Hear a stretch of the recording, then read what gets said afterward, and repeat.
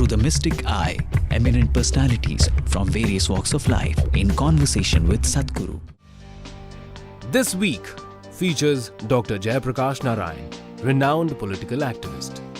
Known for his outstanding commitment to clean politics and citizen-centered governance, Mr. Narayan is a former Indian Administrative Service officer and is the current founder of the Lok Satta movement. The current MLA of Kukatpalli, he describes himself as a physician by training, a civil servant by choice, and a Democrat by conviction. In this episode, together, Jayaprakash Narayan and Sadhguru examine the very roots of the nation and what it will take to move it forward. Sadhguru, it's a great opportunity and honor for me to interact with you. In many ways, there can't be a greater contrast between two individuals. At least in appearance, you are. You from a very urbane and very sophisticated background. I grew up in a village in Telugu medium, and you are in the spiritual realm. And I'm anything but spiritual, I'm in the completely temporal realm. I built all my life around the principles of rationality and logic. When you are a person of religion, you were given certain edicts, what is good, what is bad, the 10 commandments, the do's and the don'ts. But in ordinary life, for most people, particularly in the public domain, to distinguish between good and bad seems to be increasingly difficult. I've always held that there are two realms, the individual gain, and the second is the public good. If one is clashing with the other, if my personal gain is clashing with the public good, then that is something bad. If both are in harmony, then that is something good. That seems to me to be a workable definition of what is good and bad for ordinary interaction between the citizen or individual and the community and the society. What are your thoughts on that? See, once you start a debate as to what is good and what is bad, this debate can go on forever without coming to a conclusion. Obviously, you have debated this within yourself and around yourself for many years, and still there's no conclusion. And believe me, people have been debating this for thousands of years, and still there is no conclusion. Essentially, it boils down to this: what I do is good, what you do is bad. That extends to the society, to politics, to various things. Whoever is in a position of power, who is in a position of dominance, they may not spell it out so crudely, but in so many ways they're telling you, what I do is right, what you do is wrong. So ultimately it becomes about whoever is in a state of advantage is right, whoever is in a state of disadvantage is wrong. Well, that principle is the basis of all exploitation and all the ugliness that you see on the planet. So instead of starting a debate on what is good and what is bad, I think what we need is what is appropriate and what is inappropriate to our times, to our society, to our existence here, to our level of economics. What is right and what is appropriate and what is inappropriate. Tomorrow if our conditions change, the appropriateness changes, then there will be no clashes. Constantly the clash between the previous generation and this generation, between one human being and the other human being is, your ideas of right and his ideas of right are so different. Parents and children are fighting, administration and people are fighting, management and union is fighting, simply because your ideas of good and bad are very different, and it's always different. Within the family, between the husband and the wife, basic unit of the family, their ideas of right and wrong are very different. So once you enter that space, you are entering into an endless controversy, no possibility of a solution. But if you look at appropriateness of action, then we can arrive at what is the appropriate thing to do in our society, for our conditions, for our limitations. Sadhguru, that brings me to the question of ensuring that the moral conduct is actually upheld. While spiritual gurus, religion itself, and societal norms have a value, they don't seem to be sufficient. Only in India, whenever you talk about corruption or some other misconduct in public life or in private life, we talk of morality and values instead of talking No, about institutions. as far as I'm concerned, there's no corruption in India. Where is corruption in India? There is only banditry.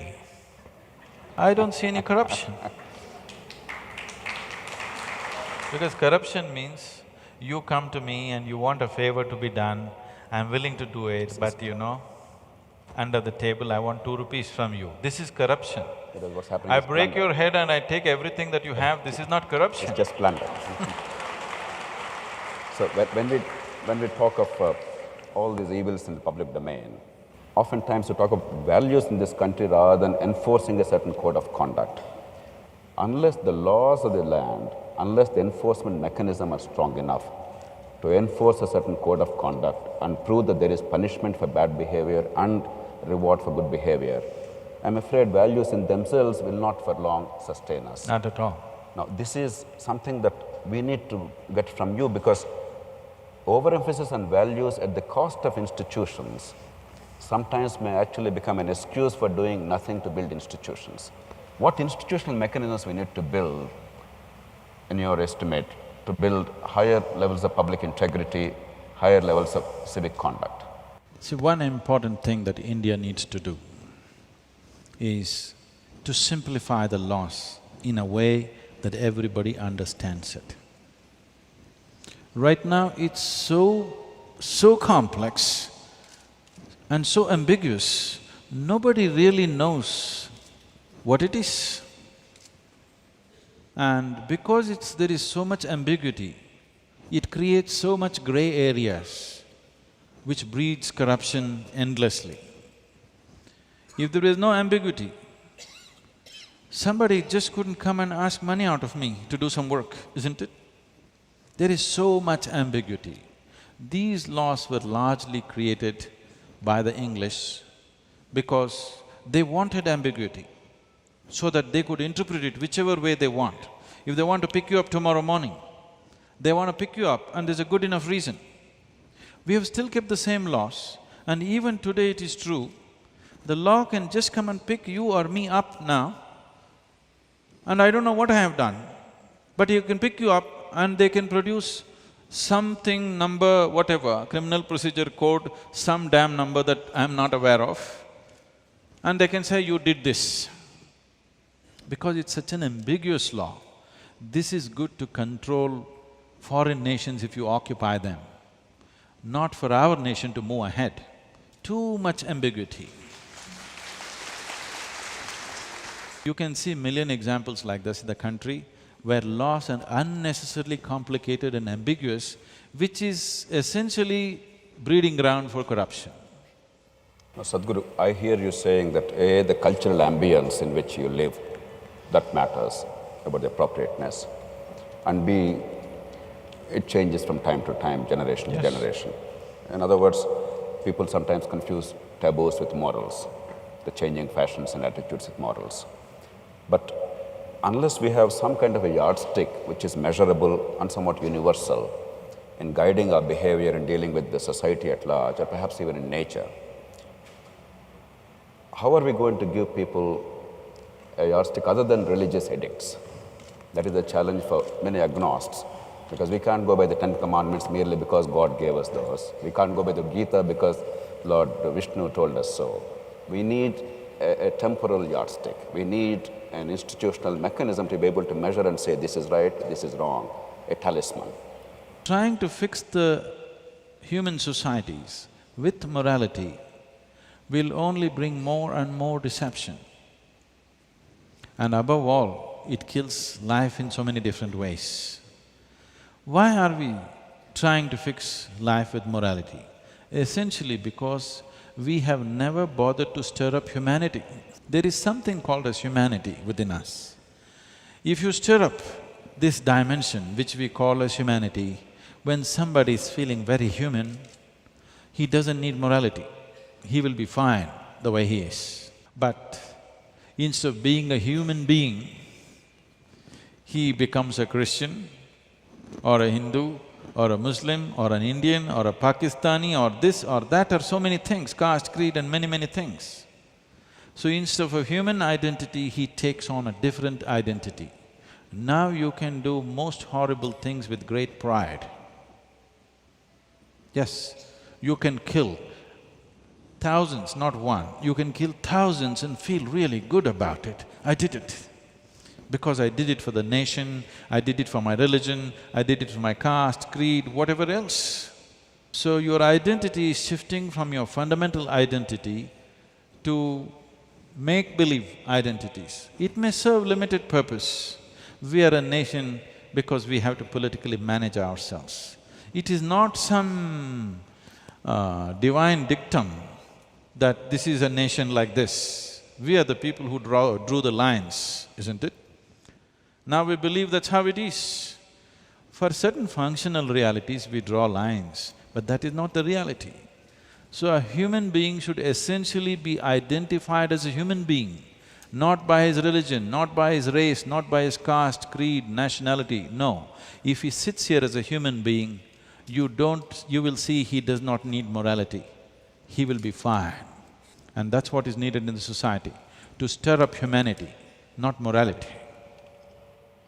That's a terrific message, Sadhguru.